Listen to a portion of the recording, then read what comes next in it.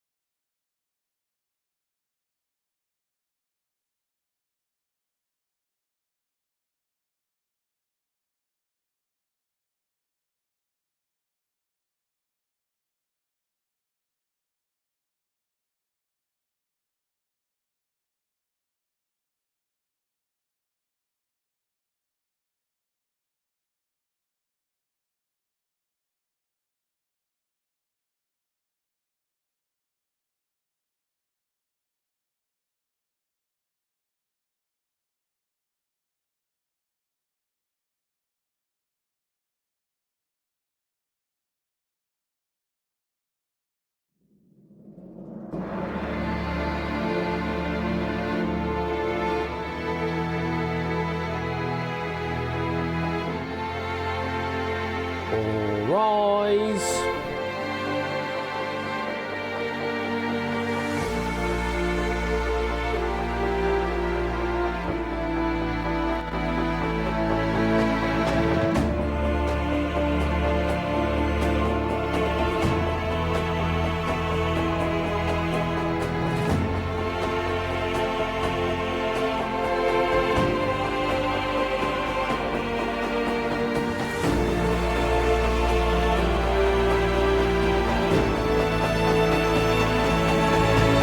Welcome to Quiz Night this Friday evening.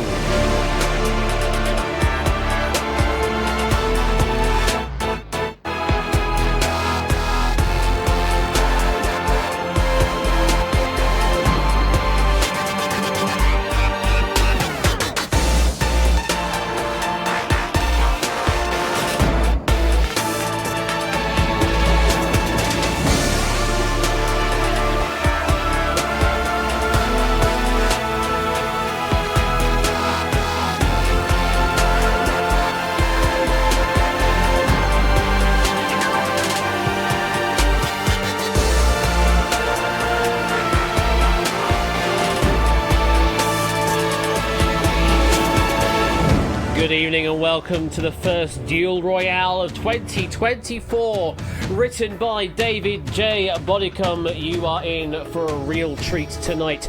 Go to duel.atbweb.co.uk, log in with your Twitch account, find the active game registered to play, and you'll be ready to play Duel Royale.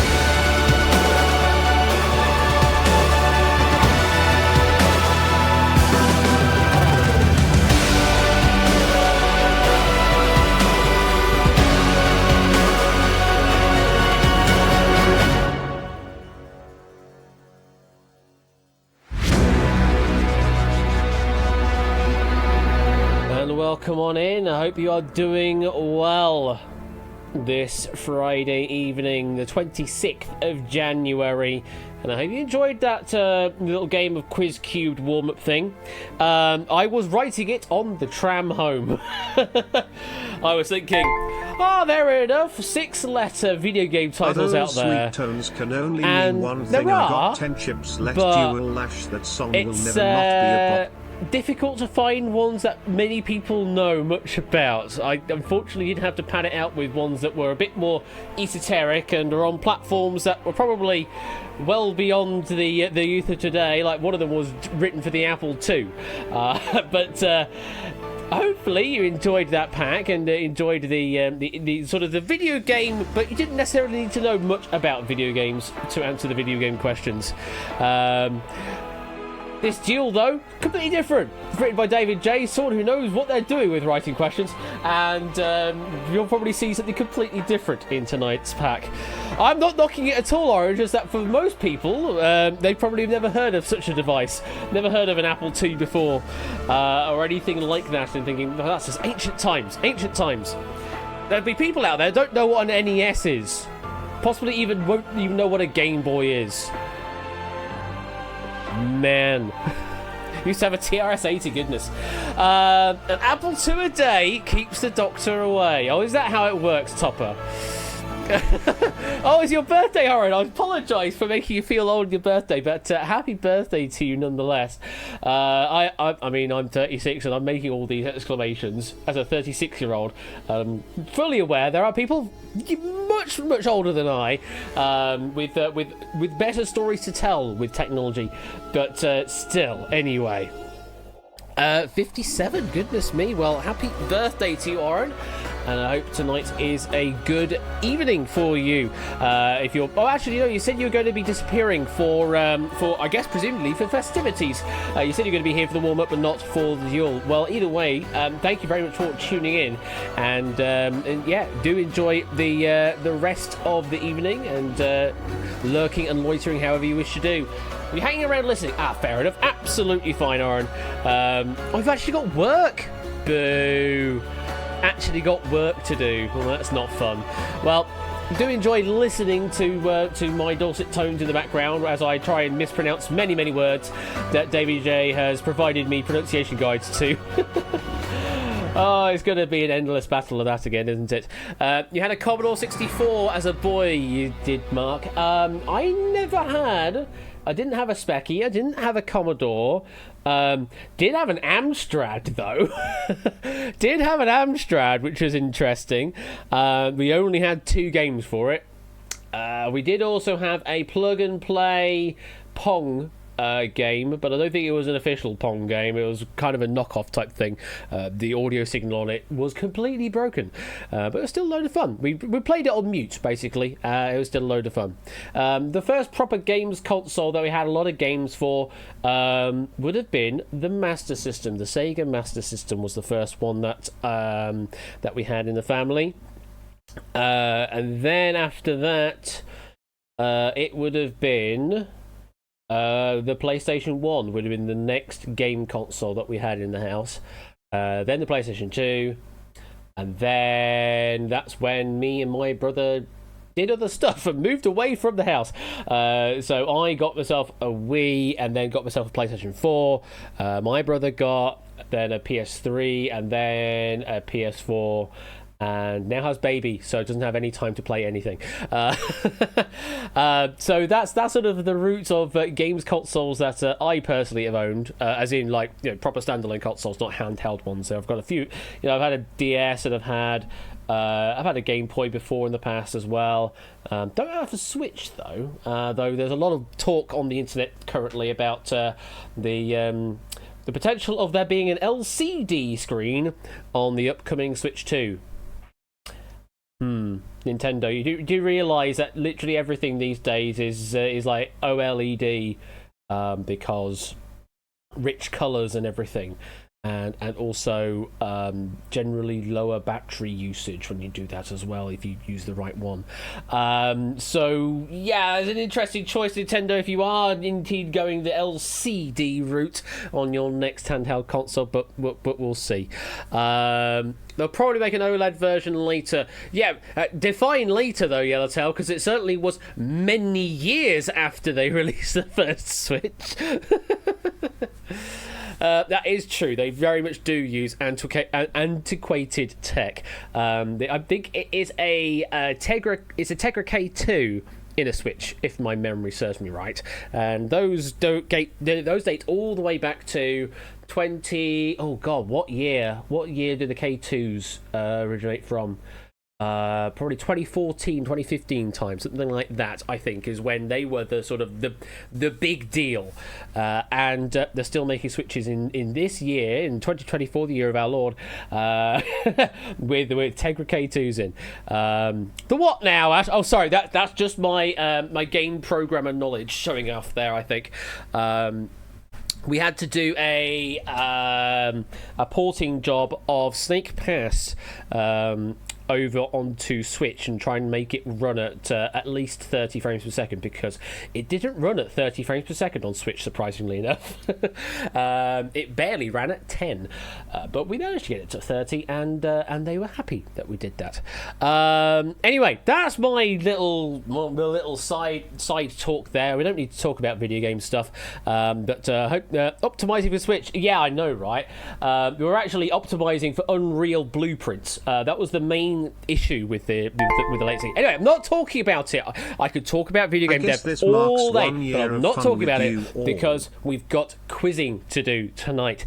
To play the main game tonight, you will need to go to the Duel website, duel.atbweb.co.uk. Log in with your Twitch account, and once you have done that, you should then be able to select the active Duel in play. It should be just called Duel Royale with the room code of JANS. That is going to be in the URL bar. Once you go there, click the blue register button, and once you've done that, you should see your name appear in the all players list. If you have done that, then just await further instructions, and we'll get this game underway in a couple minutes time. When we do that, you will then be able to hit the green play button that appears in the top right corner, and once you do hit that, you will then go to the main play screen where you will be interacting with the game proper. If you've never played Duel before, it is a simple game of quizzing and strategy. Each question will have 4 possible answers, only one of which is the correct answer. You must at all times cover the correct answer with one of your chips. Doing so means that you will then get that chip returned back to you in your possession. But if you fail to cover the correct answer at any point, then that is the end of your game. You will be eliminated. But you can continue to play for a bit of fun. The reason you have 10 chips in your stack to start with is because you're allowed to cover more than one answer in each question. So long as you have chips to spare, you can place a chip on any answer up there on the table, including all 4 if you want to do that. Just bear in mind that any chips placed on incorrect answers will be removed from the game entirely. So you'll start off with 10, but if you decided on question number 1 you wanted to play all 4 chips on A through D, then you will lose 3 chips on that exchange. You will get 1 back, meaning you will have a total of 7 chips at the end of that question. And you keep doing that until, well, either your chips expire or we lose the will to live. No, we're not going that far tonight. Bear in mind, we also do give you a bit of a timer to work things out on as well. It's just to keep gameplay moving. Normally on the original TV show there was no time limit to speak of. You were able to freely lock in whenever you wished to. But given we're doing this live and we kind of need to get things moving along, we do enforce a sort of time limit for you, though it is done as a chess clock, so you only use the time while your board is active. Once you've locked your chips down, the timer will stop. And as an additional reminder, you will always have a minimum of 20 seconds to use on a particular question. So if at the end of a question your clock falls below that time, we will bump it up to a minimum of 20 seconds on each question. So you'll always have that much time, minimum thinking time on each. We don't have any accelerators or anything like that to worry about tonight. It is just you versus the questions written by, again, the amazing David J. Bodicum. And we've got some lovely questions for you tonight. This is going to be a last chance to register, because once we have started to play question number 1, then anyone joining late will be presumed eliminated. and you will only be able to play with a token chip in hand. Again, as a reminder, if you do get eliminated, don't worry, you can have a bit of fun still while on the website. It will give you one free token to play on each question, and you can just tell us where you would have answered if you were still in the game. Just gives us a bit more intrigue when we go through the analysis of some of the answers later on. Maybe post the link again. I mean, it's already pinned, but I will post the link again. There it is, duel.atbweb.co.uk/game/JANS. That is the specific link to the specific game tonight.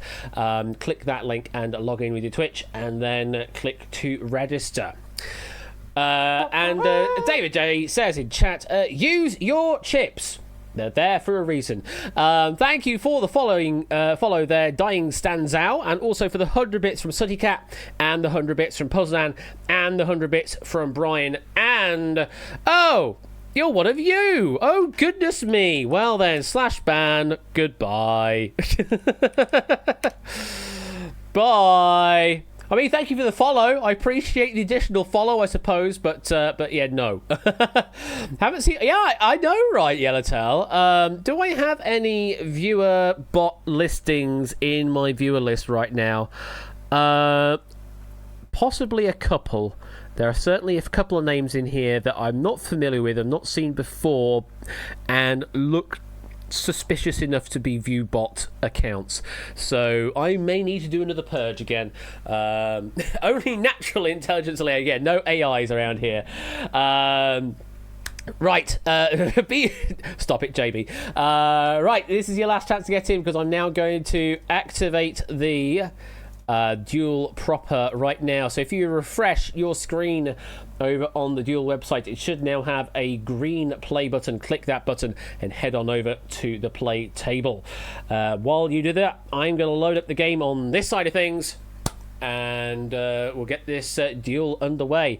I should probably update the website so that it just shows the play button once it goes live, rather than having to force you to refresh the page to see the button.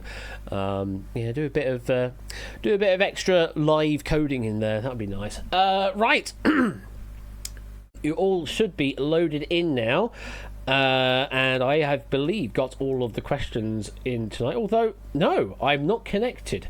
So let's do that again, because yeah, I didn't connect to the room. This is why we do these pre-flight tests before it starts. And you get to listen to music again, apparently.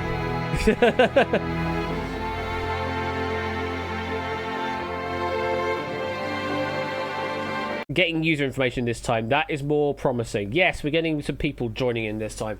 Okay, that's absolutely fine. That was on me, because I left it in debug mode so that it didn't actually talk to the live game proper, which I do that when I run through the questions, just to make sure that they load up properly.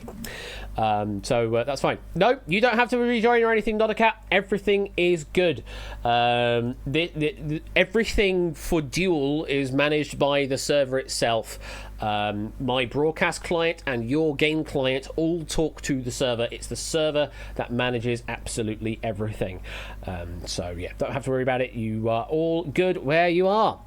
Right, I think we're all good to play. So let me head on over to the game control window, and let me press this scary button, because it is time for you to duel.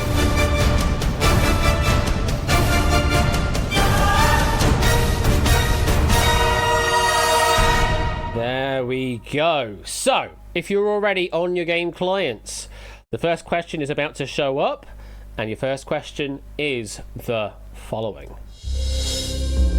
In France, what are chocolate candies that can have a fondant, ganache, or nut centre? Is it bonbons, bonbons, bonbons, or bonbons? I'll take the game audio down slightly, because it is a little bit loud at the moment. And just like that, everybody is in. Well, not much thinking time required at all. Make Ash say bomb. That's pretty much it. Yes, bomb, bomb, bomb, bomb, bomb. Right, let's see where you have all played your chips. So we've got 32 chips down on bonbons, and we have 1 chip on a singular bon.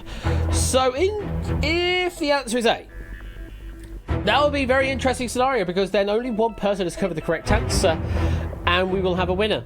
And David will rip whatever hair he may have left out. If the answer is B, bonbons, then we will continue with 32 players live.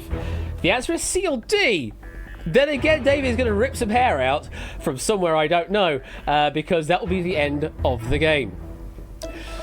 Correct? No, surely not. Correct answer is... surely not. It's bonbons. It is 2 bombs in sequence. Bonbons is correct. In French law, 25% of a bonbon must be chocolate. The name simply means good. As we turn around the knob to be bon from turnabout, or it actually went the other way around. Anyway, in the UK, bonbons are more like a flavoured, chewy toffee coated in icing sugar. And further information, Johann Strauss II wrote a waltz called Viennese Bonbons in 1866. Well, there's all the information you ever needed to know about bonbons. Let's close that off. We have 32 players surviving that question. I think not much to worry about there. We will continue on. Question number 2, which is this. Which Discord setting lowers the volume of other apps when someone is speaking? Hello. Is it at 7-uation, at 8-uation, at 9-uation, or at 10-uation? Which Discord setting lowers the volume of other apps when someone is speaking? At 7-uation, at 8-uation, at 9-uation, at 10-uation. Just waiting for one player to lock in. And there they go. There goes the T already. Oh, it's going to continue on. At 11-uation, at bash-uation. Oh, goodness me. Let's drop the screen and see where everybody has gone. Okay, 32 chips down on D at 10-uation, and we did unfortunately have someone get eliminated on question number 1. They are still playing along for a bit of fun, and they placed a chip down on a 10-uation. So everyone seems to be in agreement here that the answer is a 10-uation. And you're absolutely right to be in agreement there. Yes, in general terms, attenuation means the reduction in amplitude of an electrical signal. Often you get like ratings of like how good a wire or how good some sort of signal carrier is in terms of its attenuation like ratio or something like that. But yeah, attenuation, absolutely good answer. Everybody still in. Give me the correct answer. Let's put that one away. Doing well. 2 questions down, and we've only had the 1 elimination, or it might have been a late join. Either way, we continue on. Question number 3. Take a look at this one. What device, roughly conical in shape, is placed into the bell of a brass instrument to soften its tone? Pause, mute, eject, fast forward.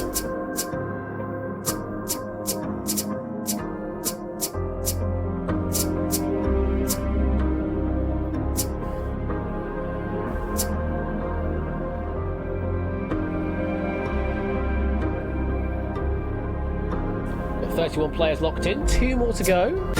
There we go. Everyone has locked in.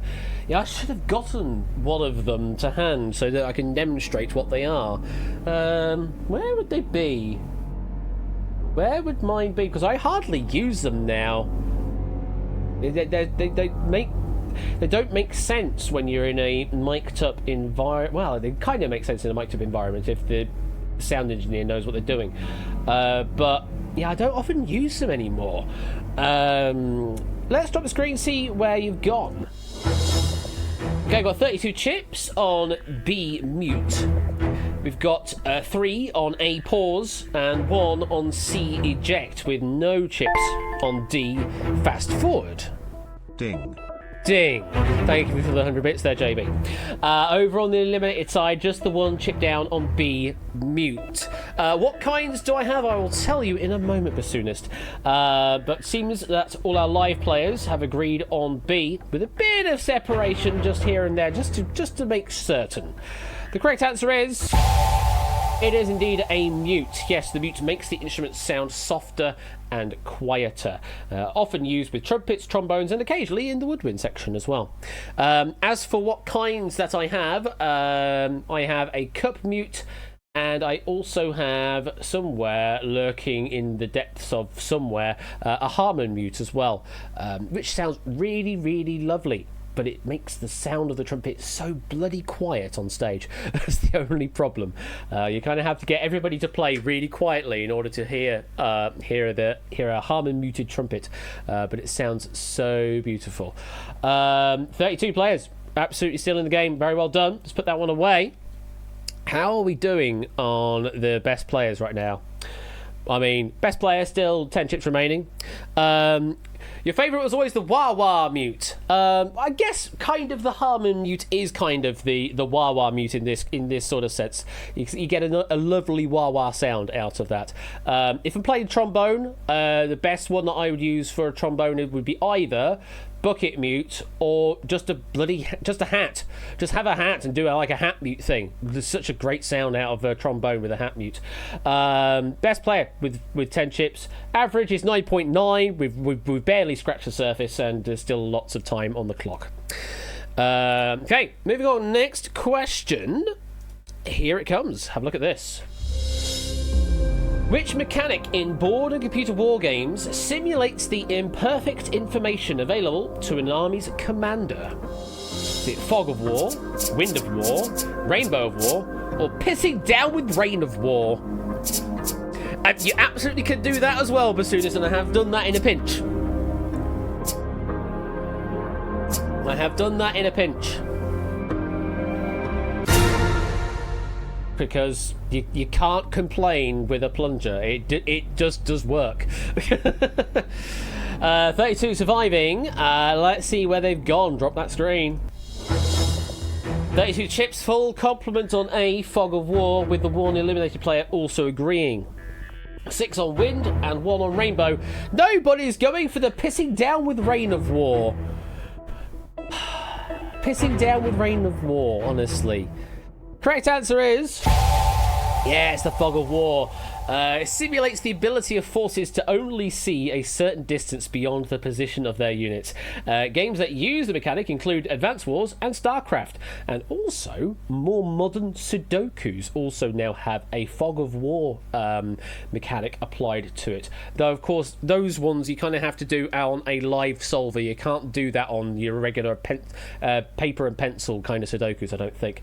But yeah, live online Sudoku solvers and that allow you to do Fog of War Sudoku, which is kind of crazy. Check out Cracking the Cryptic because they do that quite often. They've actually been playing Hex Cells recently, which is really lovely to see. Right, we will put that one down. 32 still in the game, doing very well, folks. We need to start making these questions harder. Yes, this will certainly do that job. Next question is this. Now, Topper 1 wants to replace his top 3 medals according to time periods in history. Which of these would make chronological sense? Stone, bronze, iron. Stone, iron, bronze. Bronze, stone, iron. Iron, stone, bronze. Topper 1 wants to replace his top 3 medals according to time periods in history. Which of these would make chronological sense? Stone, bronze, iron. Stone, iron, bronze. Bronze, stone, iron. Iron, stone, bronze.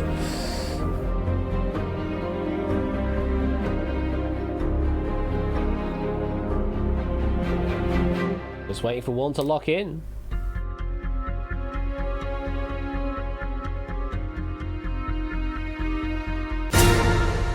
And there it's time.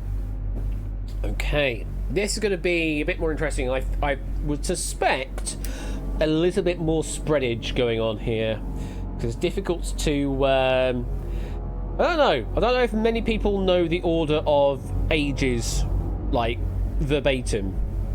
But we'll see. Let's drop the screen and see where people have gone. Yeah, there is a bit of a split here. In fact, no complete answer. We had 32 players live going into this. We have at most 30 on one of the answers, meaning we are losing at least 2 on this question. We have 30 chips down on stone, bronze, iron. We've got 18 on stone, iron, bronze. We've got 6 on bronze, stone, iron, and we've got 2 on iron, stone, bronze. On the eliminated side, they have gone with stone, iron, bronze, gone with the 18. And David is apparently reading Top of Secrets for next season. Well, I mean, there was one secret you kept to yourself to the end of this season, and I'm not going to mention exactly what it is because it's your secrets to give. But I'm definitely looking forward to it next Thursday. Hashtag shoutouts Top of One Gaming for all of that kind of fun that's happening on the Thursday evenings. Now, it seems the most popular answer is A. Is that the correct answer? I mean, I'm still keeping it as if it's a secret. Though you never told me what it was before anyway. The answer is A. Stone, bronze, iron in that order. Yes, Stone Age is from 3.3 million years ago to just 3000 BC. Bronze Age from 3000 BC to 1200 BC, and then Iron Age from 1200 BC to 500 BC. And it's worth mentioning, for pedantry's sake, that the reverse order of iron, bronze, stone could have made sense, but we didn't give that as a valid option, so yeah. Stone, bronze, iron was the correct answer. 30 players surviving the question. We did lose 2 in that exchange, and we also lost a good 26 chips from the game as well. Yes, people using their chips wisely while they still have them in their possession. Based on that, let's have a look. Best player still has the full complement, and the average has now slipped to 8.9 chips in the average stack per player. Okay, we have started to thin out the herd a little. We continue on then. Next question. Have a look at this. In theory, which of these could describe a brassica? A pepper who hasn't married, a cauliflower with no money, a carrot that is feeling cold, a potato with no children.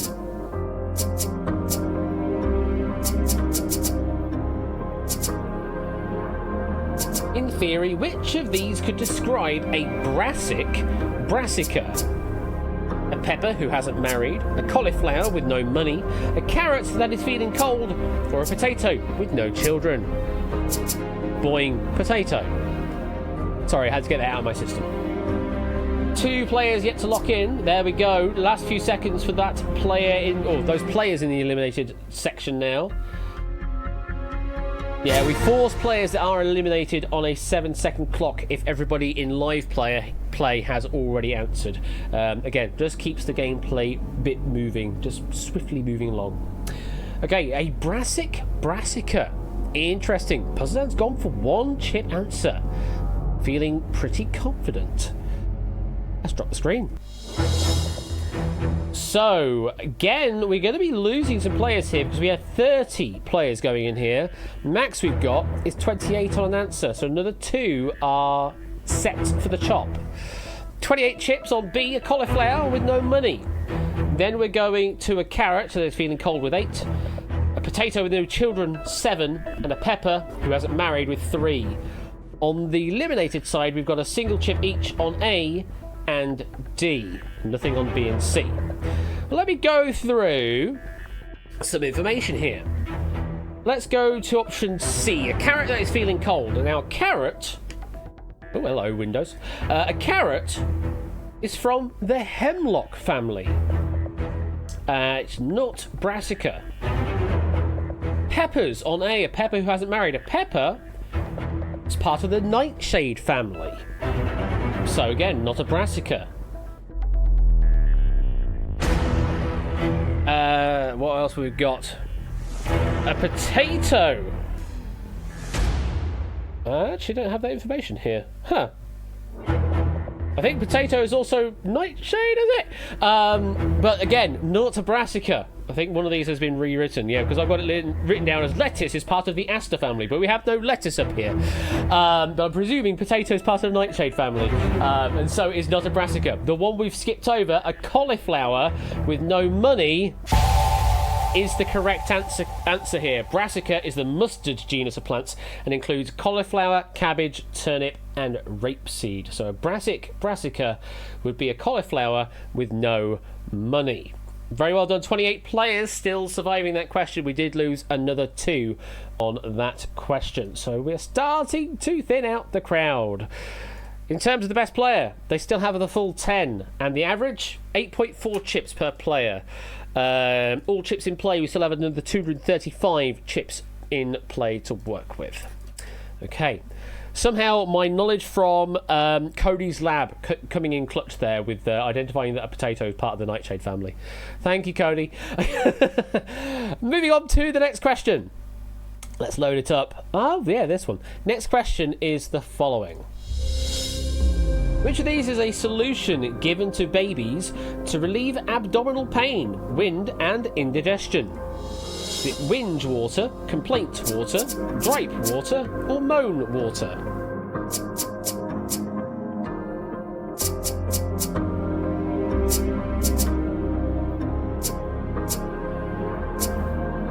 I'm just reading up a couple of messages here. Lord Hover saying this question writer is really fun.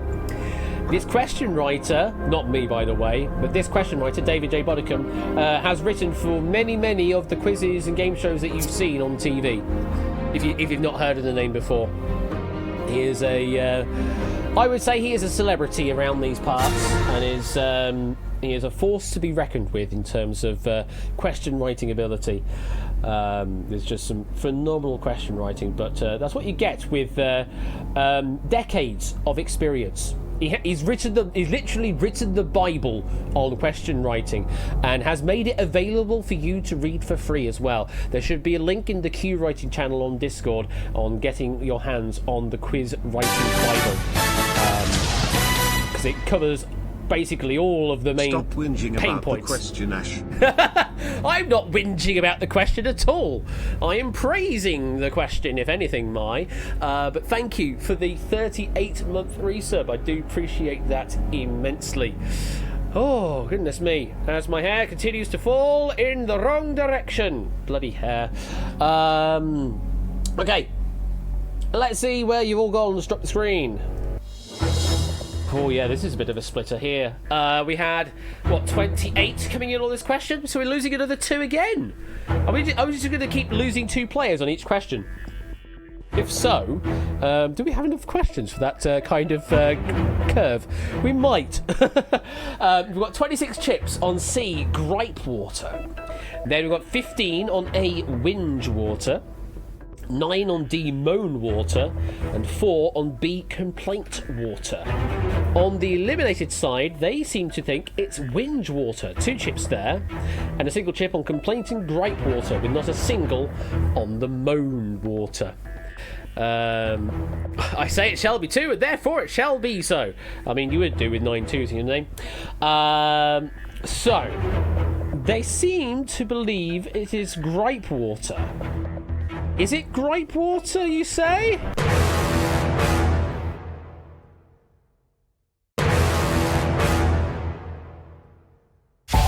I'd never heard of it before, but yes, it is gripe water indeed, consisting of water, sodium hydrogen carbonate, and herbal extracts such as dill oil or lemon balm, originally used to contain some alcohol. It was invented in 1851 by the English pharmacist William Woodward. Well, there you go, you learn something new every day.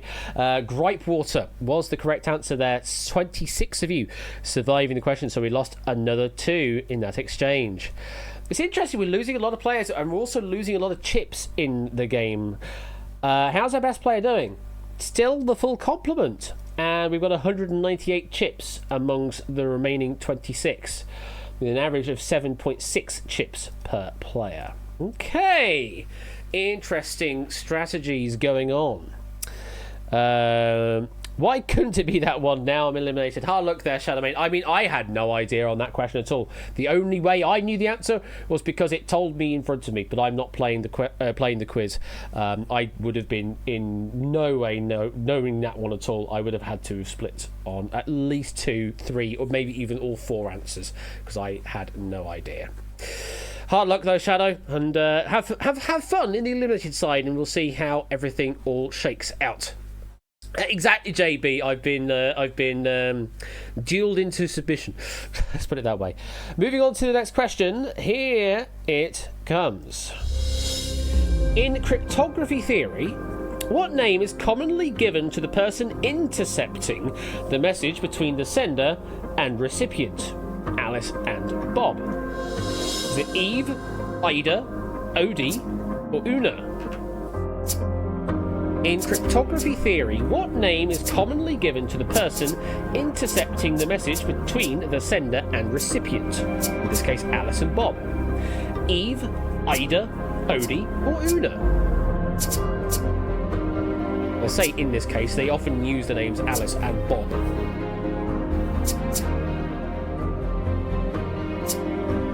Who's used the name intercepting the message between the sender and recipient?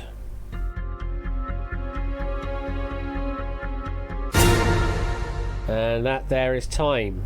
Now people are thinking, Alice, A, Bob, B. Clearly that must mean we need to introduce a C here. And you'll see there are no C answers available. So no, it isn't strictly an alphabetical order thing here, though we are going... The message is being described as going from A to B, but it is being intercepted in the middle somewhere, and that might have given you a bit of a hint there as to where we might be going. Let's drop the screen. Oh, big splits on this one, and we had what, 26 in play, and we have at most 24, so we could be looking at another 2, possibly more, being eliminated again. Goodness me, how's it 2 again? That's kind of crazy. So we've got 24 chips down on A, Eve. 19 chips on B, Ida. 13 on C, Odie. And 13 on D, Una. Either way, we are losing a lot of chips from the game here. There are 75 chips on the table right now. On the eliminated side, 2 believe it's Eve, 3 believe it's Ida, and 1 believe it is Odie, with not a single chip down on Una. So yes, the name was chosen because it is a pun on a particular word. That particular word is an eavesdropper, hence they use the name Eve. Yes, the eavesdropper Eve, intercepting the message between the sender, Alice, and recipient, Bob. There you go. The names Alice and Bob were chosen because they start with A and B, and they were invented in a 1978 research paper about public key encryption. So 24 players were correct in covering A. They survived. We did lose another 2 on that question, but we did also lose a lot of chips on that question. So it's going to be very interesting to see the stats as we close the question out. How's our best player doing? Ooh, okay then. I see you, best player. Still with a full complement of chips. All right then. Showing you know your stuff. Average. Whew, wow, that's quite a discrepancy then. Quite the difference. Best player still has the full complement. The average is down to 5.9. We're down to about halfway on the average player, but the best player still has the full complement, meaning, I mean, in the grand scheme of things, that probably means we've got players on single chips out there currently playing, which is kind of crazy to think. Average, by the way, we're using mean average, statistical stuff in that. I know people are going to complain about what kind of average I'm using. It's mean average.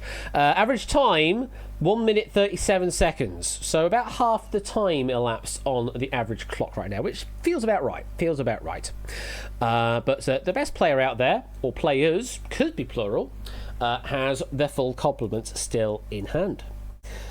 Well, we continue on then. We are losing you at a rate of 2 per question right now. Let's see if that trend will continue. Next question is this.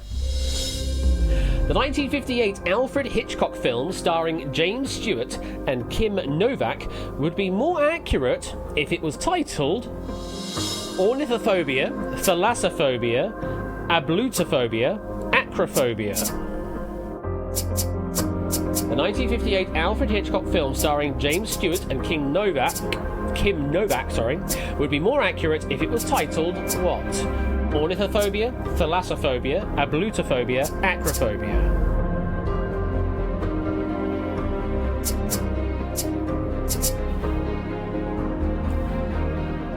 Just wait for one to lock in.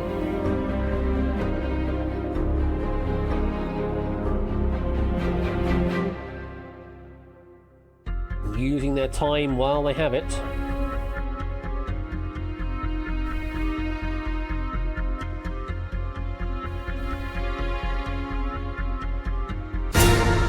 And that is time. Now, people saying, great question, chef's kiss, but are they seeing that the answers here, all of them, all 4 answers, allude in some way to a title of an Alfred Hitchcock film? But only one of them is a valid correction for the title it is referring to. The other 3 only allude to it and are not necessarily a valid correction of it. You may have thought, oh, that's clearly referring to that film. Therefore, it's an Alfred Hitchcock film. I'm going to go with that. Might not necessarily be the case. There's only one of these where it is a correction for the title in question and not just a reference. We will go through all the answers. Let's see where you've all played. I'm going to put the tension level up to 1. Okay, you've seen through the question, I think. I see. But let's have a look. 20 on acrophobia. That's 4, folks. We've broken the 2 cycle, potentially. 8 on ornithophobia. 3 on ablutophobia on C, and 2 on thalassophobia on B. On the eliminated side, there's 3 on ornithophobia, 1 on thalassophobia, and 2 each on abluto and acrophobias, respectively. So going through the answers, ornithophobia on A, that is a reference to the fear of birds, which is in reference to Hitchcock's The Birds. But it's not a correction for the title. B, thalassophobia, that is the fear of deep water, which could be relevant to the title Lifeboat, but is not a correction. C, ablutophobia, that is the fear of washing oneself, referring to the famous shower scene in Psycho, but is not a correction. The correct answer we're looking for here is D, acrophobia, which is a correction for Vertigo. Yes, in Hitchcock's Vertigo, Stewart plays John Scotty Ferguson, who has a fear of heights, which is technically called acrophobia. Instead, vertigo is a condition that causes dizziness through an inner ear disorder or infection and has actually little to do with heights. So yes, the actual fear of heights is called acrophobia, but the film title is called Vertigo, which is sort of describing someone who has a fear of heights, but again, has nothing to do with it. And also, Acrophobia, a badass game from back in the day. So, we lose 4 players on that particular exchange. We're down to 20, and we lost a few chips along the way as well. How are we doing now? Best players? Still with 10. Average? Still on 5.9. We haven't actually shifted. Average time 1 minute and 25 left on the average clock. Okay, so we've ticked the time down a little, if nothing else, basically. Okay, next up, we're going to start making these questions a little harder. Though you did see through that one quite well, must be said. I thought a few more would have gotten tripped up there, but you are clearly more clever than I. Next question is this one. So you want another question? Okay, yeah. Well, tell me whether I'm being fecund, pernicious, taciturn, or droit. Or droit. Droit. So you want another question? Okay, yeah, well, tell me whether I'm being fecund, pernicious, taciturn, or droit.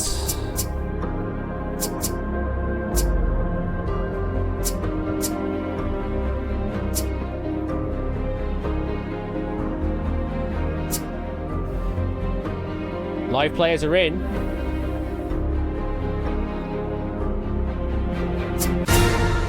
Oh, you thought I was being perfectly cromulent there. Thank you, Chris. Appreciate the cromulentness being bestowed upon me there.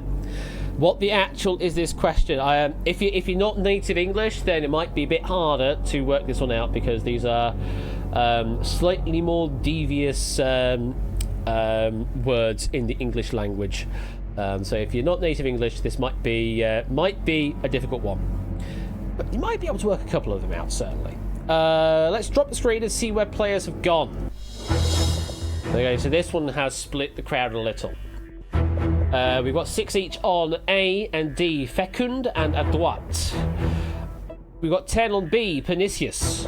And we've got 18 on C, taciturn. On the eliminated side, we've got 5 on pernicious, 2 each on fecund and taciturn, and just a single on adroit. Now, let's go through the answers we've got here. Fecund, that means prolific or inventive. Doesn't really match the emotion being described in the question. Pernicious, that means exceedingly harmful. Again, doesn't quite match the vibe of the question. Taciturn means being habitually reserved and uncommunicative. And is the correct answer. So yeah, so you want another question? Okay, yeah, well, tell me whether I'm being taciturn. That's kind of where we're going there. Yeah, taciturn meaning habitually reserved and uncommunicative is that answer there. The other one, adroit, there, it means clever or resourceful is being adroit. Again, doesn't really match the vibe of the question. Only C is the closest to that. So well done. C, 18 getting that right, meaning, oh, we're back on the twos train again, aren't we? I think all we did on that previous question is we just did 2 times 2. And this time we've lost 2 players. We're down to 18 surviving the question. And again, losing a few chips to the void. Right, looking at the stats now. Oh, here we go. No one with a full complement left. No one is safe. Well, I mean, you got 9 chips remaining. You can still cover all the answers and then still have lots to play with. Average has gone down to 4.9. We've dropped by another chip on average. And the average time, 1 minute and 12 on the average clock. So, the top of the board has been chipped down slightly. We've got 88 chips still in play. And yes, the best with 9 in hand. Okay. It is getting harder. And it's continuing to get harder here. Take a look at this. Thiamine and riboflavin want more TV exposure. Due to their everyday name, which show offers them a logical opportunity to replace the original lead duo? Phineas and Ferb, Bananas in Pyjamas, Rick and Morty, Rocky Bullwinkle. Thiamine and riboflavin want more TV exposure. Due to their everyday name, which show offers them a logical opportunity to replace the original lead duo?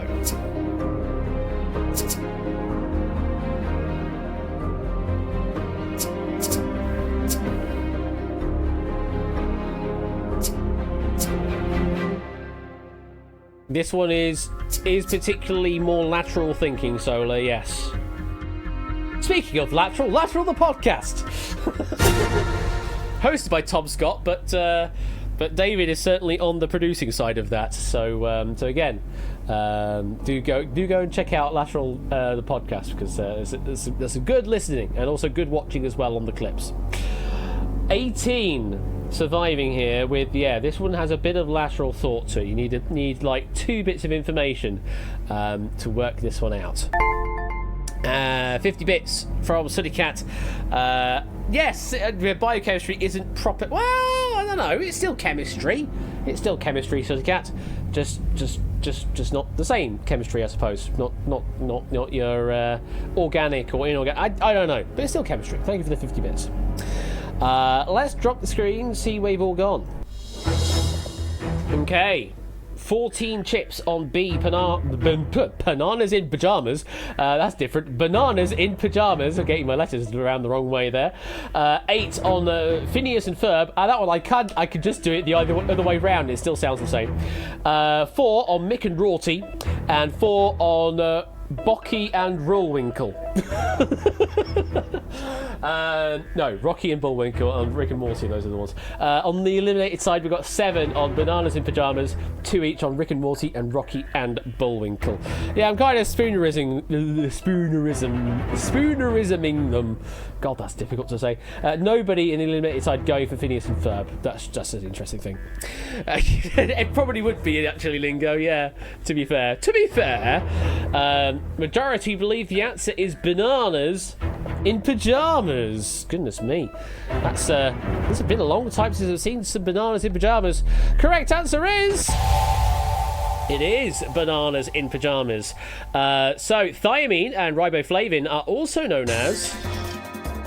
as Prey raids in with a party of 1. Hello there, Mr. Prey Streams. Good evening to you.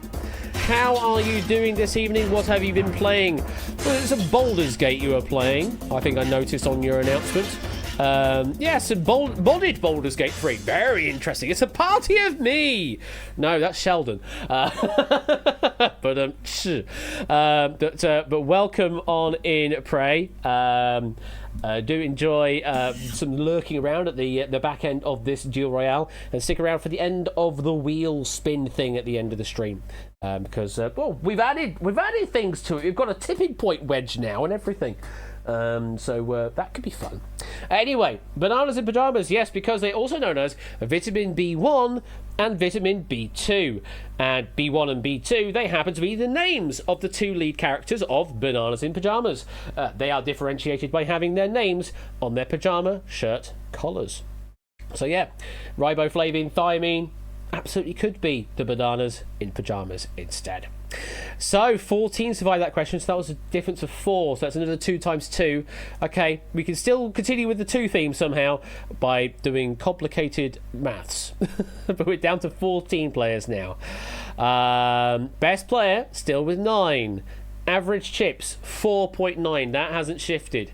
Average time 1 minute and 2 on the clock. Okay, very interesting indeed. The time is starting to dwindle. Remember, the absolute minimum amount of time you have on a question is 20 seconds. Though, of course, if you've got more time to use, you might as well use it while you have it. Next question. Let's load it up. And this one. Carefully read this question. My, that's a lovely tool you're holding there, Tyson, says Zeus. I know, replies Tyson. Look at the lovely peen. I'm going to plaster a wall, rehang a picture, mix paints together, sow some seeds.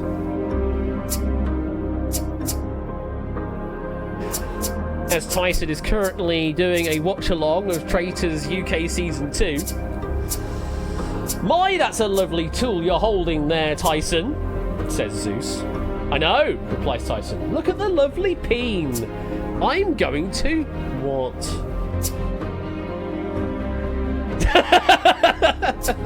Welcome on in, Prey. That there is time. As I can see some people hopping around in Discord right now. I wonder if someone has just hopped over to the watch-along to tell Tyson that that's just happened.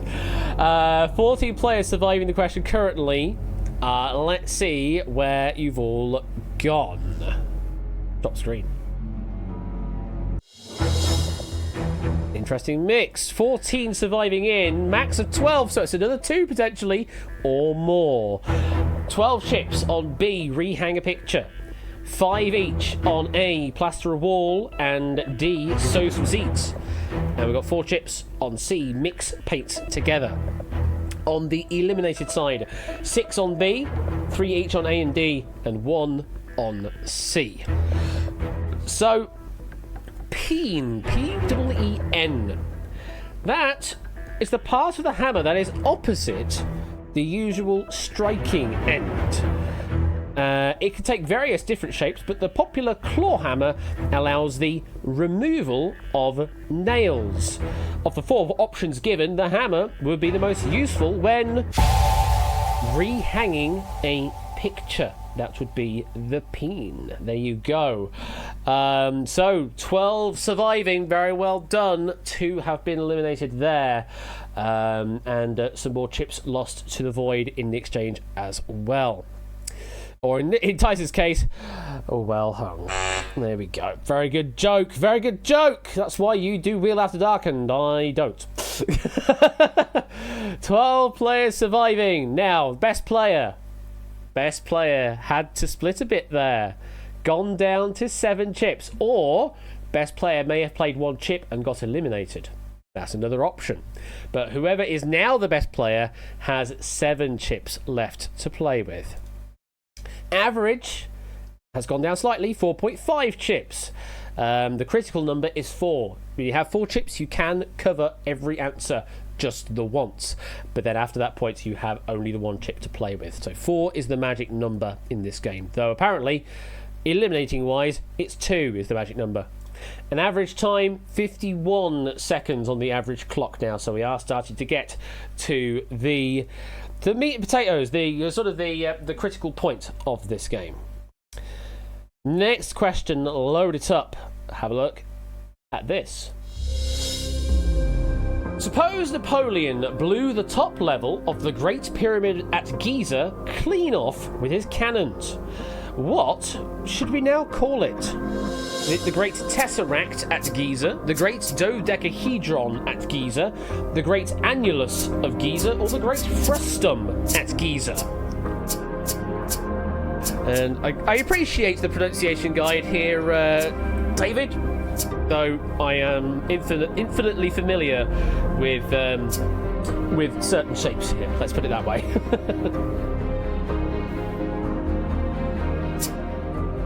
There's one particular shape in this set that I have to deal with on a day-to-day basis when doing game development.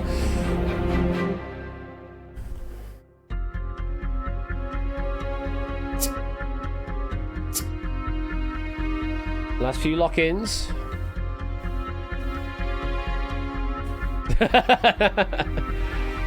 So utterly intimate, David.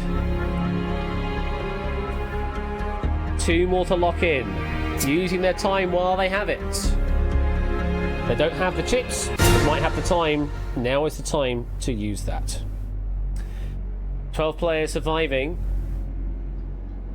And the one here that I use quite regularly in video game development is the Humble Frustum. That's the one that I use quite often.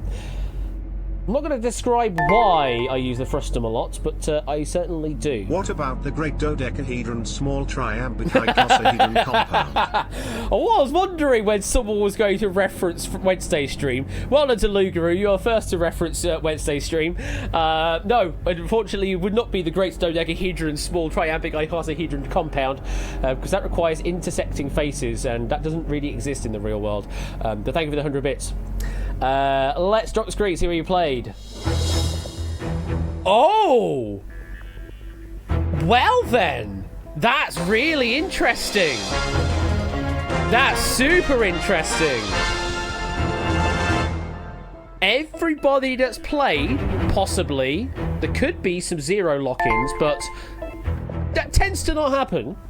But if there is presuming no 0 lock-ins, everybody that's played has gone with a single chip answer.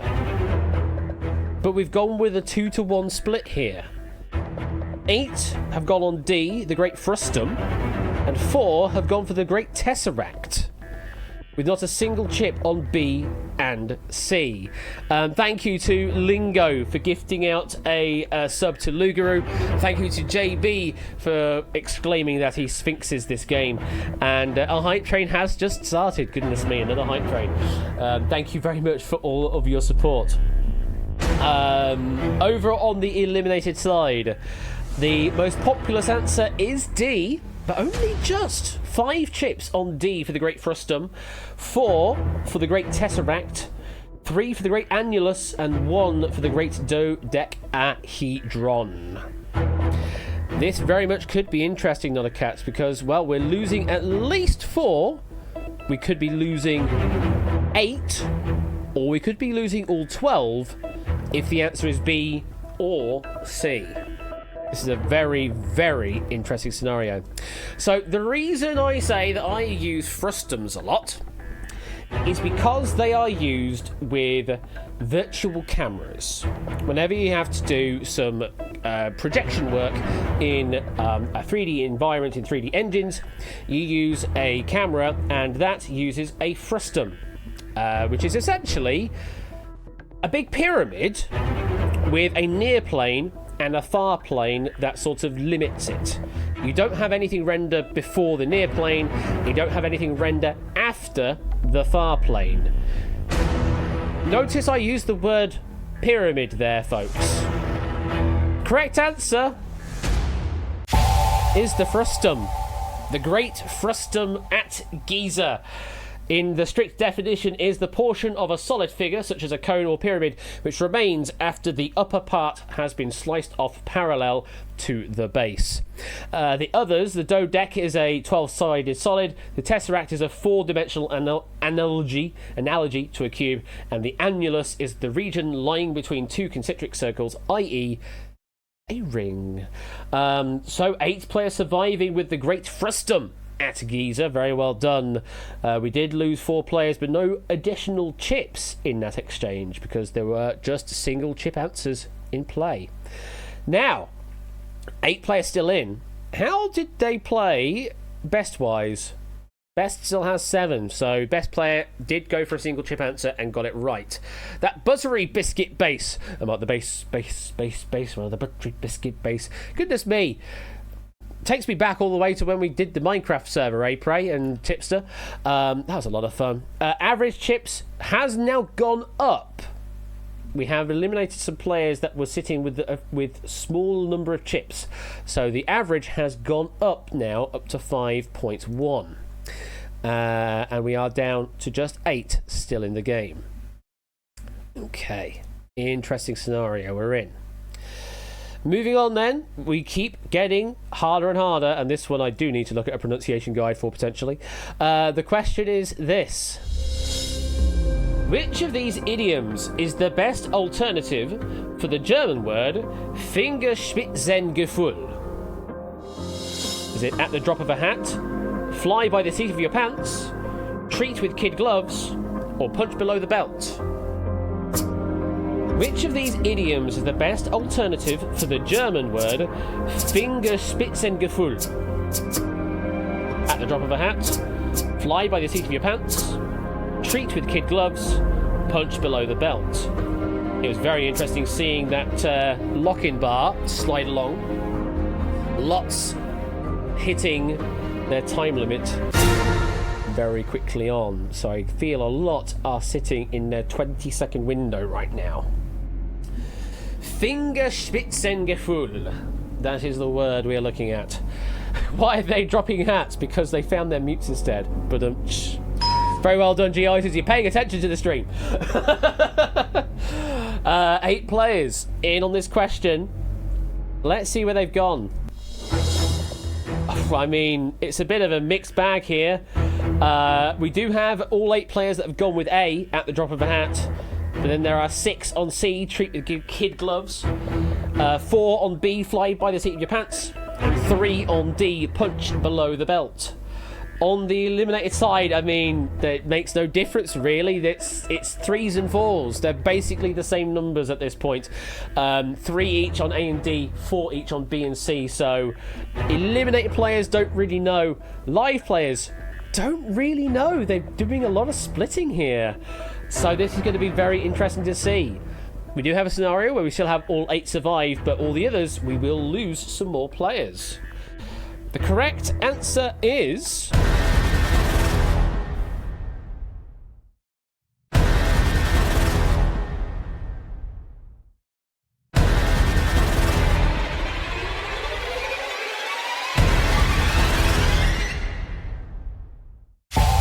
And for the first time in quite a while, the not majority answer is the correct answer. Treats with kid gloves was the correct answer. And David J giving basically the simple route into this question. Which one would you most associate with finger? Because the word finger in Finger Spitzengefühl is literally the word finger. It's not any weird translation. It is literally the word finger. The literal meaning of the full phrase is fingertip feeling, which means to have a good situational awareness when trying to work out how to act in a delicate or socially awkward situation. Similarly, to treat something with kid gloves, and kid here means goat leather, means to act very carefully when dealing with someone sensitively, as if holding a delicate object, and so is similar enough to Fingerspitzengefühl. So well done to the 6 players that covered option C. We did lose 2 players on that exchange. The most populous answer was not the correct answer for the first time in a good while in this game. So you can never always trust the populous answers being the correct ones. 6 surviving. How are they doing? Let's find out, shall we? Well, the average is in that sketchy territory. 2.8 chips, meaning they don't have enough to cover all the answers. As a reminder, 4 is the magic number. 4 is you can cover all the answers just once. Anything below that, you can't. You have to hedge your bets at least a little. The average time is 42.84 seconds. How's our best player doing? Ooh, dropped by 1, down to 6 now. But against an average of... What? An average of 2.8 versus 6? I mean, that's a pretty strong advantage right now. You've got... Well, 6 chips play means you can cover all the answers and be left with 3 after. Meaning you'll be able to cover 3 possible answers on the question after. So, yeah, quite the advantage to have that many chips at this point in the game. Very interesting. But... all you need is a chip in the chair in this game, and 6 players have at least one of those. Let's load up the next question, and the next question is this. Which of these words appears the most times in the list of the UN member states using the short form English names? North, East, South, West. Oh.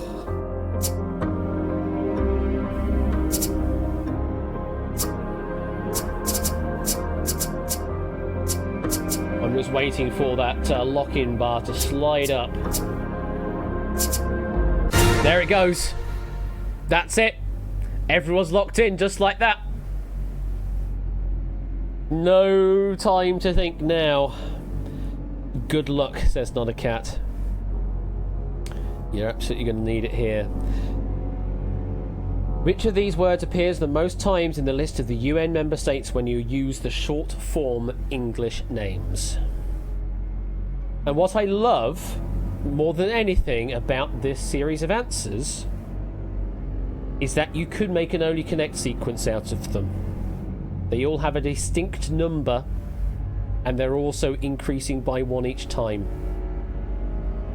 So you can make an only connect sequence out of these answers, which is beautiful. Let's drop the screen and see where you've all gone. 8 players in. Single chip answers being played, even though people have lots to work with. What's that all about? Best player's got 6 chips. And they're still going for a single chip answer here, folks. Potentially. Or... oh, sorry. Is there single... sorry. Did I get... No, you're right. I missed a question out. Yes, there are 6 players left. You're right, Solar. I'm getting confused now. Yes, there are 6 players left in. I completely blanked out a previous question. So, yes. 6 on C and 2 on A. So there is some hedging, but not much. Not much hedging, which is very surprising. On the eliminated side, majority has gone with South, 3 on North, and 2 each on East and West. So let's go in ascending order. And we'll start off with the one that is in no UN member states. That is West. West features in 0 UN member states short form names. With a total of 1 being East Timor, that would be East. With a total of 2, those being North Macedonia and North Korea, North features 3rd in the sequence, meaning our answer is C, South, for South Africa, South Sudan, and South Korea. So yes, the reason, by the way, why we added the term short form English names is because East Timor is called Timor-Leste in French name rather than English name. So just a bit of a clarification added on top there. But C was the correct answer with a total of 3 UN member states using South in its short form English name. And 6 players survived the question. So we did lose 2 chips. The best player didn't use any additional chips though, was a 1-chip answer. The average is down to 2.5 for average time is, well, you're basically in top-up territory at that point. 29.84 seconds on the average clock. That's not much time to think. Oh boy, it's time for the pressure cooker now. Oh, I want a time for this question to come up. Here we go. Next question is this. Brackets 53 factorial divided by brackets 41 factorial multiplied by 12 factorial close brackets multiplied by open bracket 0.520 to the power of 41 close brackets multiplied by open brackets 0.480 to the power of 12 close brackets is a formula featured in which movie? Hidden Figures, Moneyball, The Big Short, A Beautiful Mind.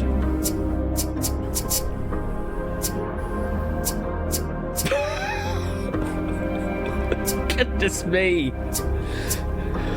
What a question. Can I repeat the question? I don't have enough time on the cap. We're done. We're locked in. Open brackets 53 factorial divided by open brackets 41 factorial multiplied by 12 factorial close brackets multiplied by open bracket 0.520 to the power of 41 close brackets multiplied by open bracket 0.480 to the power of 12 close brackets is a formula featured in which movie? Oh.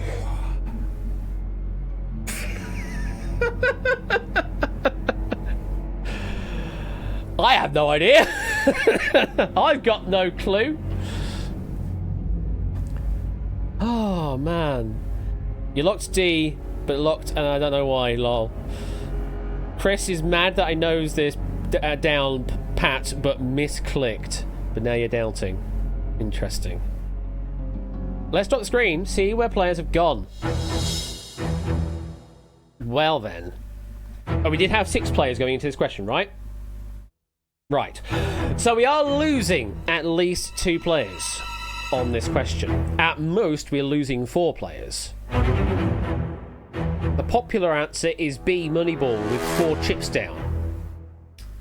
On A, there are 3 chips. On C and D, there are 2 chips. So, bit of a spread going on there. No real certainty, though the popular answer is B. But looking over on the eliminated side, the story is a very different picture. The popular answer is B, Moneyball again, but by quite the margin on 8 chips. Next most popular is D, A Beautiful Mind with 4, and then it's Hidden Figures with 3, with not a single chip on The Big Short. So, this formula appears in an analysis of a team with a 52% win percentage, which is usually formatted as .520 in baseball stats. The correct answer is...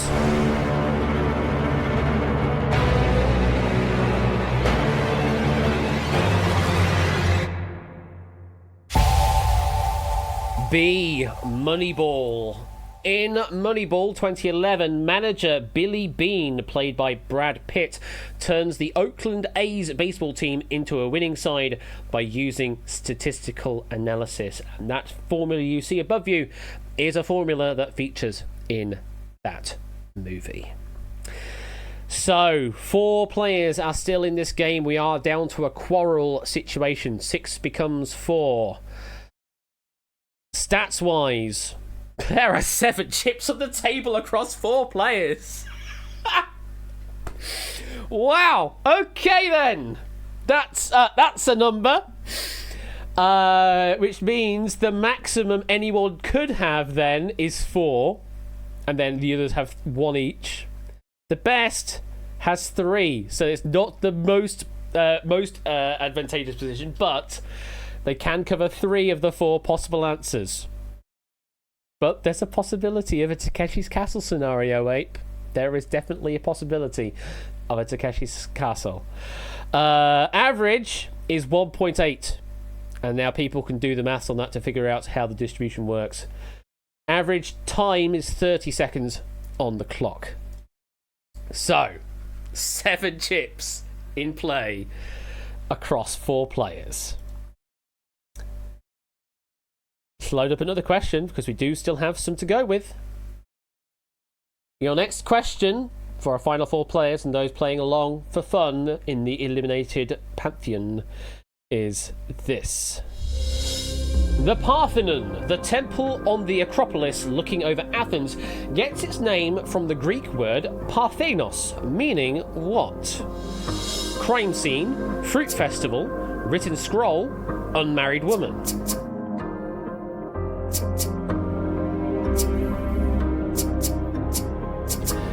They say the Acropolis where the Parthenon is. Well, our live players are all locked in. And that's it. Ash, could you tell us about the Acropolis where the Parthenon is? I could, but I could also let Stephen Fry do all that instead. Parthenon is... Well, 4 players in on this question, and there are only 7 chips on the table for this question. Are all 7 chips in live play on this question, or is there a bit of conservation in play? Let's drop the screen and find out. Conservation is the key word here. There are 4 chips on unmarried woman and not a single chip anywhere else. All 4 players are going for a single chip response. On the eliminated side, the popular answer is written scroll with 5 chips. Then it's crime scene with 4. Then it's unmarried woman with 3. And a fruit festival with 2. So 4 players still in the game have gone with D, the unmarried woman, and nowhere else. That does mean if the answer is A or B or C, then this is a no-winner scenario tonight on Takeshi's Castle.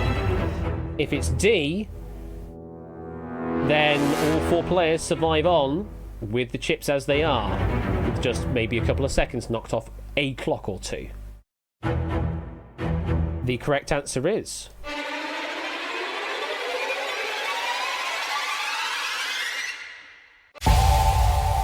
It is the unmarried woman on D. Parthenos means maiden girl or virgin unmarried woman. The Parthenon temple was dedicated to the goddess Athena Parthenos, who was the patron deity of Athens. So there you go. Unmarried woman was the correct answer. 4 players still in. No chips removed from the game. only a bit of time. We continue on then. Let's load up another question. And now we are starting to run out to the end of the pack, but we still have a few questions up our sleeves. The next question is this. There are 4 players remaining at Tipster's Texas Hold'em Poker Night. Who is most likely to win pre-flop? Is it Matt the Ref holding 10 of diamonds, 9 of diamonds, Nicole holding King of Hearts, 7 of hearts, Topper holding 6 of spades, 6 of diamonds, or Tyson holding Ace of clubs, 4 of spades? Ignore the extra boxes, that's just TextMess Pro doing a TextMess Pro. Jesus Christ. I saw the bar slide up as people are locking it, and they just went, that's it, done, bye! No time to think, bye! So yeah, there are 4 players remaining at Tipster's Texas Hold'em Poker Night. Who is most likely to win pre-flop? Is it Matt with the suited 10 and 9? Is it Nicole with a suited King 7? Is it Topper with a pair of 6s? Or is it Tyson holding an Ace and 4 offsuit? That would be the more elegant way of describing it, I suppose. But we'll see. How do they know? How much do they know of their poker theory? Not much, because there are 6 of 7 chips on the table on the live side. There are 3 chips on Topper holding the pair of 6s. There are 2 chips on Matt holding the 9 and 10 of diamonds. There is 1 on Nicole holding the King and 7 of hearts. No chips on Tyson holding the Ace and 4 of different suits. So not all chips are in play, but the scenario is that we are losing at least 1 player here. And in fact, we have all 4 scenarios to play out here. We could have 1 player eliminated on C. We could have 2 players eliminated on A. We could have a winner on B. And we could have a Takeshi's Castle on D. On the eliminated side, they seem to agree with the popular answer on C with the pairs of 6s. Then it's A with 4 chips, B with 2 chips, and a single chip on Tyson holding the offsuit Ace and 4. What is the correct answer?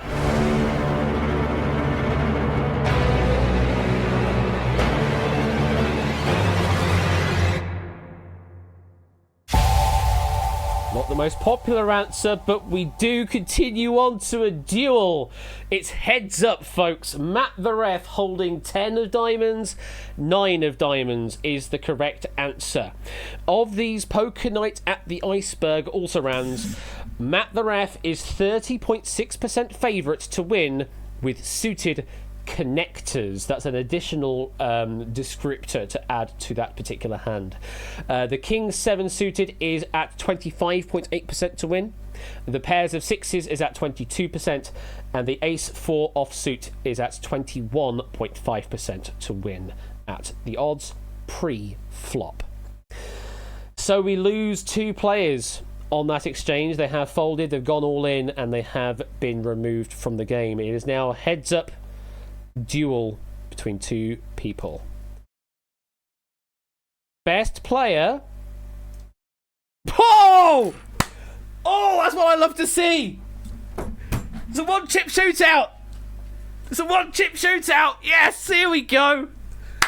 Oh, here we go! 1-on-1. Perfect duel scenario, folks. Oh man, I live for these moments in duel. It legit heads up. It is absolute heads up right now. 1 chip and a chair for 2 players. That's all there is now. There's no additional advantage. There might be time advantage. With an average of 16.79, someone might have a bit of extra thinking time advantage for one question. After that, it's basically the same because the minimum amount of time you have to think is 20 seconds. Or it could be that both are already under the 20-second threshold. We don't know that for certain. But what we do know for certain is it is one chip versus one chip to decide everything. And remember, we can still get a Takeshi's Castle scenario out of this if we do not cover the correct answer. Loading up the next question, and I will tell you up front, I am not going to say anything other than the question. Your question is this. Pa shap sith heb emil.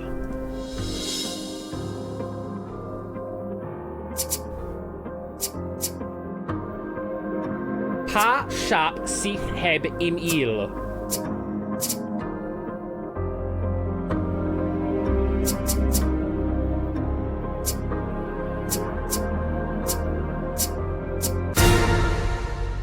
We had to make it harder, folks. We had to make it harder. And this is what we have to do to make that happen. Okay, someone does know.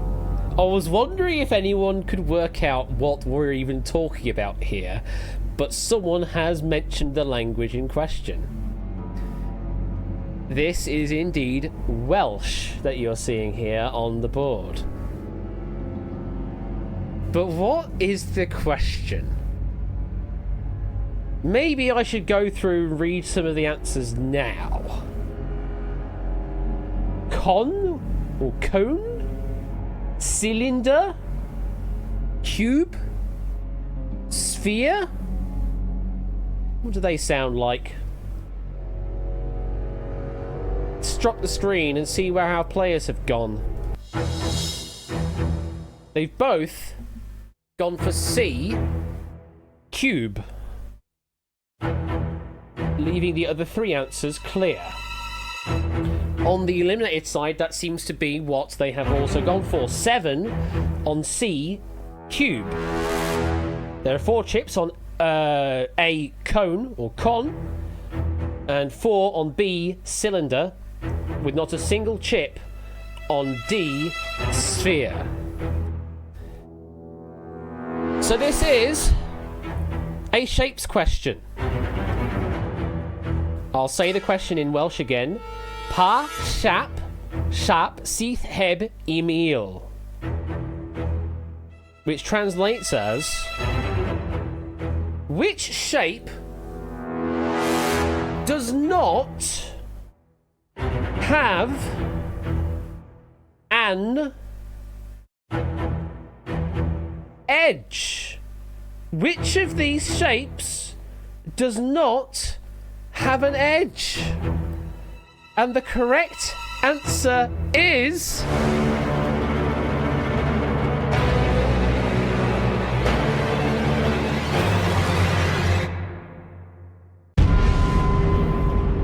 nobody covered the correct answer. Even in the eliminated side, nobody covered the correct answer of D, sphere. The other options being referenced here are indeed a cone, a cylinder, and a cube. A cone obviously has a point and it also has a circular edge. A cylinder has 2 circular edges, and a cube has, 1, 2, 3, 4, 5, 6, 7, 8, 9, 10, 11, 12 edges on its surfaces. The sphere, it is famously edgeless. Unless, of course, you're talking about 3D spheres in 3D engines and that, in which case they kind of do exist. So that, there, folks, is a no winners scenario on Takeshi's Castle. Everybody has been eliminated once again. But that's what happens when we have to break the Welsh out. Unfortunately, nobody wins. We were left with a heads-up deal, and we will have a look in a moment as to who those 2 people are when we go to the Fallers diagram in a moment. Thank you again to David J for an absolutely awesome pack of Duel Royale once again. some phenomenal questions in there, and when we had to get dirty, we really got dirty with some of those questions. As David says, we only had 3 left in the barrel in our stack, so we kind of had to go out all guns blazing at that point, because otherwise we may have failed to actually finish the game. So very well done on getting that deep into the stack that David has written. Only 3 others left, which we're going to leave because we may use them for a future pack. But yeah, we had to go. We had to go really, really devious at the end there. We always have the deal 4 kill stack on standby. That's very true, Ape, actually. Let's have a look to see how everybody fared in that game. Let's bring up the fallers. So, the first question, unfortunately, we did say goodbye to Yellowtail on question number 1. Hard luck there on the 1-chip lock-in on the wrong answer. Then it was nice and fine for a few questions. Then 2 got eliminated on question 5, 2 on 6, 2 on 7, 2 on 8, then 2 times 2 on 9, then 2 on 10, then 2 times 2 on 11, then 2 on 12, then 2 times 2 on 13, then 2 on 14. The cool dude eliminating on question 14. Nobody on 15, then 2 on 16, nobody on 17, then 2 on 18, and then 2 on 19 were Mark, and now cut that out on the final question there, and both of them failed to cover the correct answer. Wow, look at that. Very well done to, everybody on that list. That was a really strong performance. Let's go through the payouts here, because I still have to do this manually. Now, interestingly, we got to know winners. So we halve the prize money in that case, if memory serves. Normally it's 100,000 for a straight-up winner in a Duel Royale, but because there are no winners, we're halving that prize, and we've got it both ways. So I think both Mark and Toot will get the 50,000 prize for being both equally in first place here, because they both had the same number of chips and both had less than 20 seconds on the clock. We could also do a carryover to the wheel of the extra 50,000. We could certainly do that. But 50,000, certainly, by rights, go to Mark. And now cut that out. If I can type it all out correctly. 50,000 going to you as well. Oh, apparently I can't type correctly. Oh, yeah. Let's try typing the name correctly, actually. There we go. Next up, Lugaroo. You take 3rd place with 1 chip still in hand. So let me go to Lugaroo. Very well done to get up to question 18. Lugaroo, so that would be 50... I'm trying to remember my distribution. It would have been 37,500. Then it would be 25,000 for 3rd place in a halving scenario. Then it is down in 5,000 increments. Yes, okay. There is the Lupine 1, Ralph. Well done, getting 20,000. Then we scroll over back to question 16. We get Fluid Fernando and Inca. Fluid Fernando taking the next spot, if I can type the name correctly. Fluid Fernando getting 15,000 for that. Very well done. Then we've got Inisk, Inca, getting 10,000 doots. Very well done.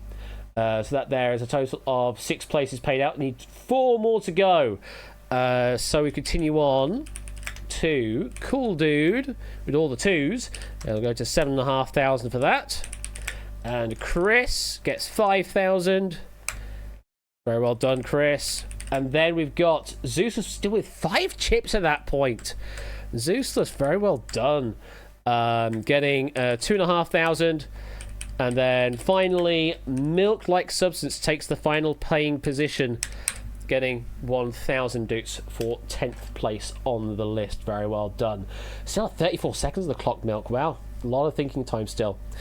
So that there brings us to a close on Duel Royale this evening, and thank you again to David J for an absolutely awesome edition of Duel Royale. Some wonderful questions in there. And thank you for finally getting to the Welsh question, because that's actually been sitting there for a little while. We won't break out the Welsh for a while. Well, actually, I don't know. It's up to David to do that. But I don't think we need to break the Welsh out for a while now. We'll pick a different language next time. Thank you again. That was just an epic performance from all told, honestly. Really, really strong game there. Really, really strong performance. Right, we've got the wheel spin to deal with at the end of the stream. So Esperanto, oh goodness me, no, we're not doing Esperanto. Next time French, please. Oh, we started with French, Lulu, with the bonbon. We started with French, but yeah, we can certainly break out the French next time. Let's go to camera only, and let's head over here and do a good old wheel spin. Manifesting a new wedge, I've got a cat. Well, we have changed a couple. We've added some tipping points. And we've also done, yeah, other things. Let's have a look to see what happens. We've also put a respin on there as well.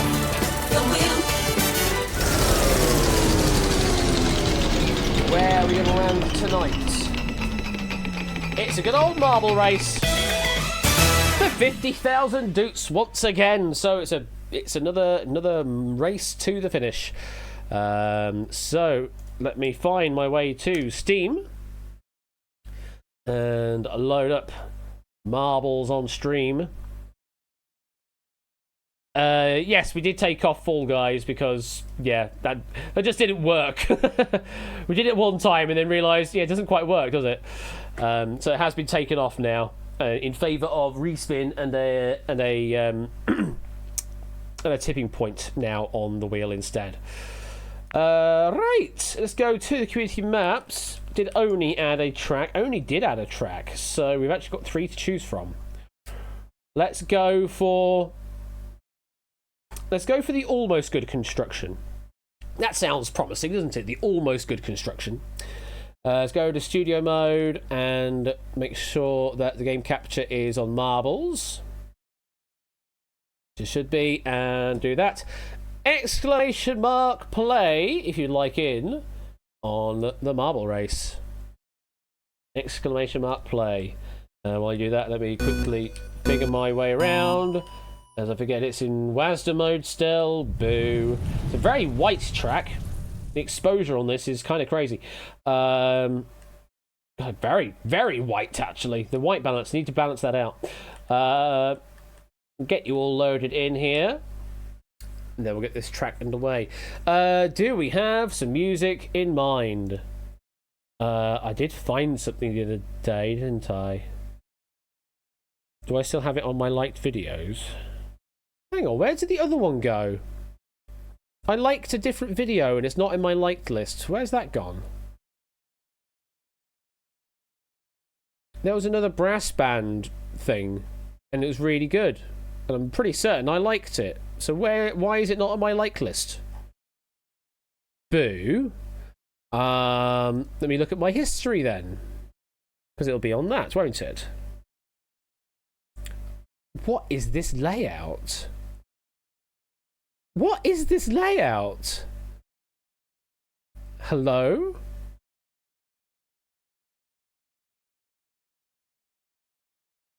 This really is not conducive. Was it that one?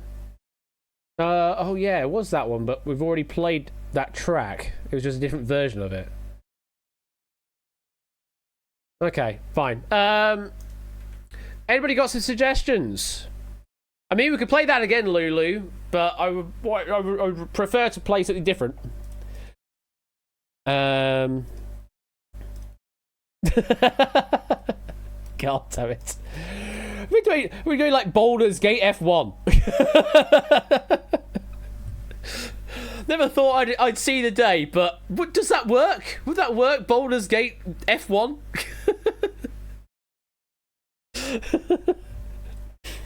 Baby Park. I mean, you're going to keep suggesting it. It'll eventually happen. I mean, it has happened. Coconut Mall. Oh my god. Are we still coconut malling people in 2024? Are we seriously doing that? Oh, goodness me.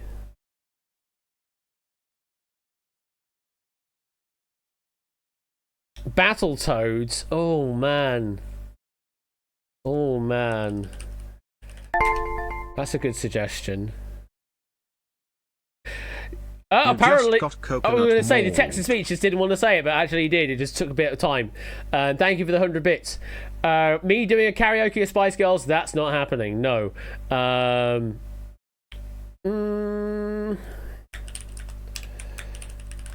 Let's go with that.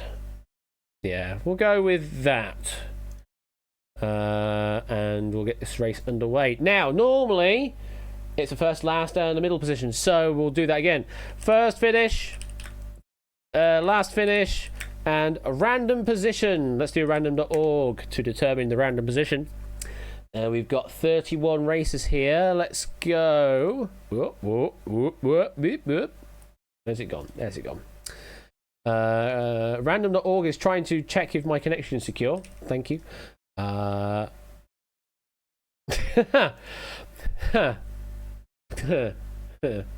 Interesting.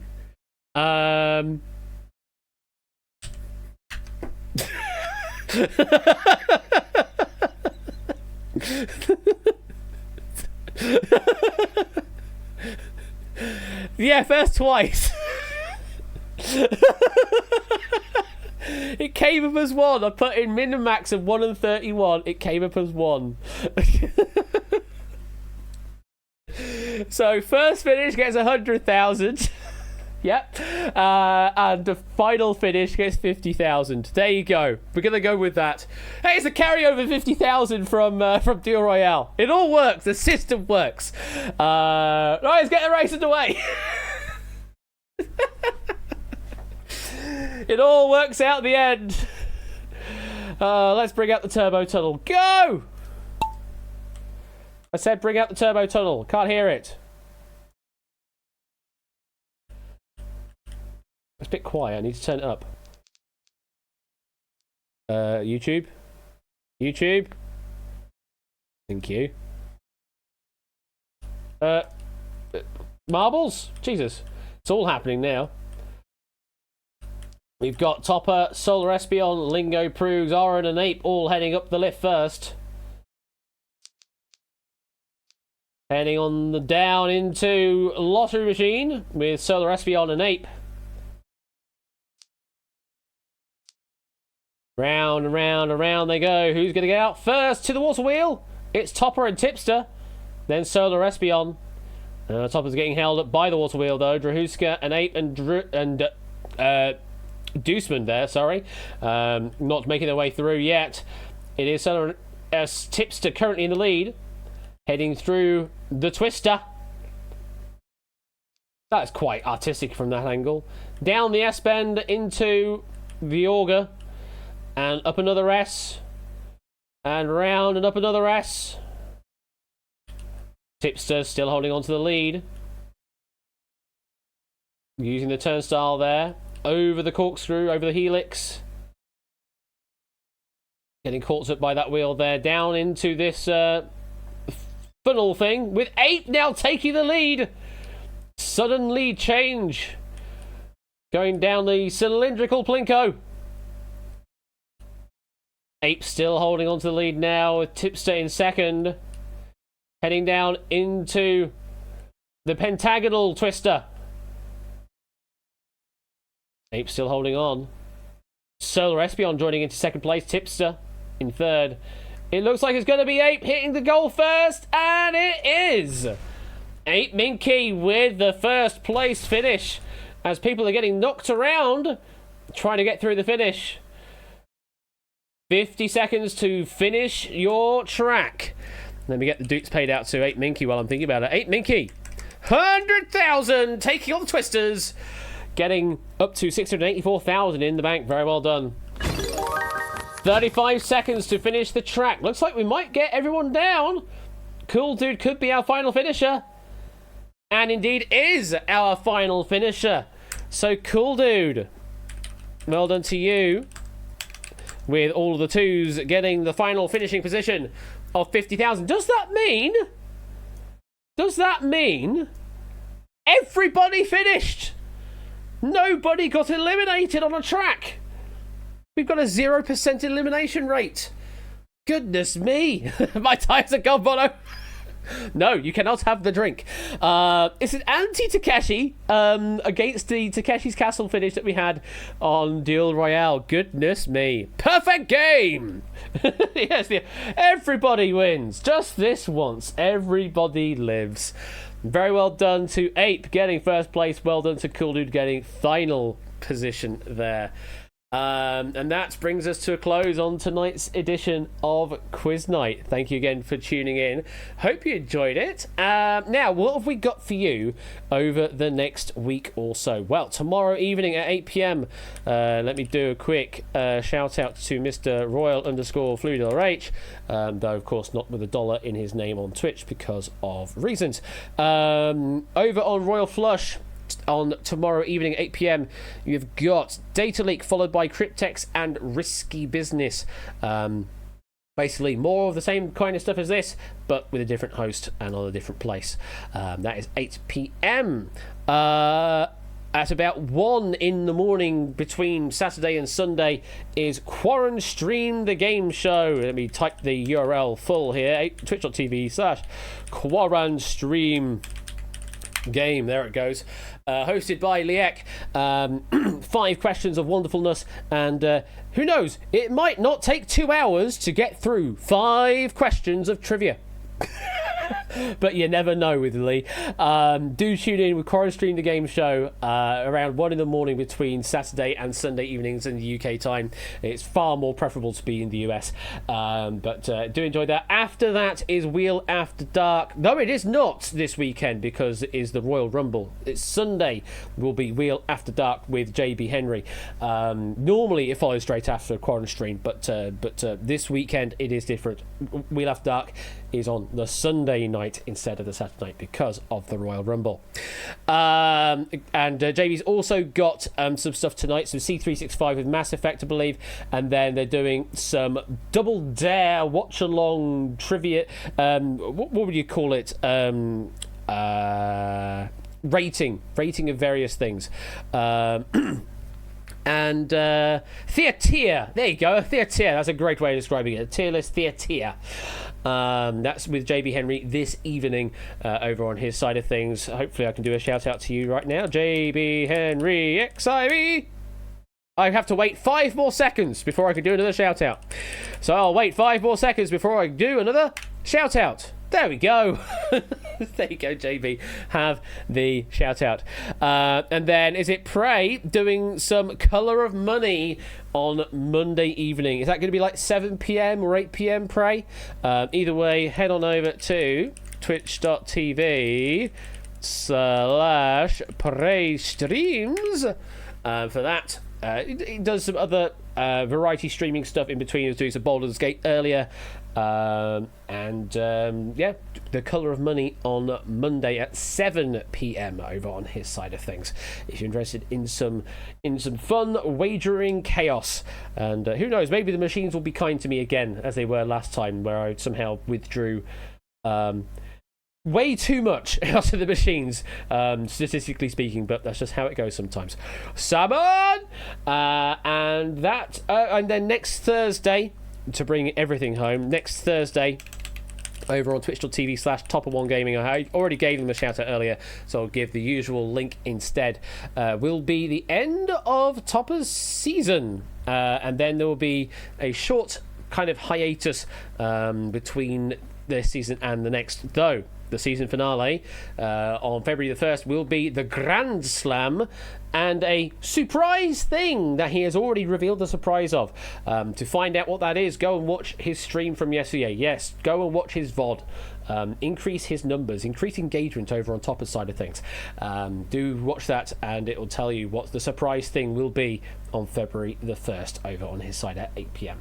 And then you've got me Wednesday and Friday next week. I haven't posted a schedule yet, but I will tell you by looking at the master schedule thing on my side of things. If Google Sheets wants to load, hello.